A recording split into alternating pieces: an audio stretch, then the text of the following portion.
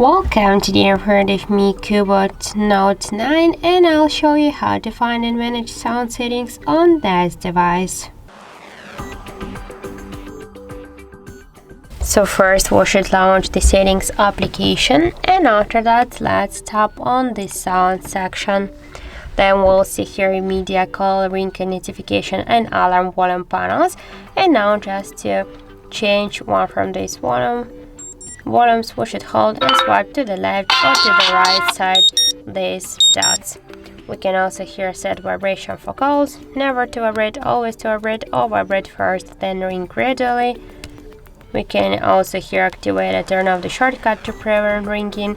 We can change our device ringtone, notification and alarm sounds just by select one from the available sounds which you would like, or to use the custom notification sound. But how to do that you should find another video on our HardReset YouTube channel.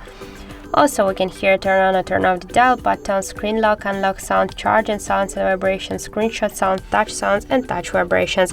And to turn on and turn off all of these options we should click on each of the switchers once. So that's it, that's all of the sound settings on our CUBOT smartphone. Thank you for watching, and if you find this video helpful, don't forget to leave a like, comment and to subscribe our channel.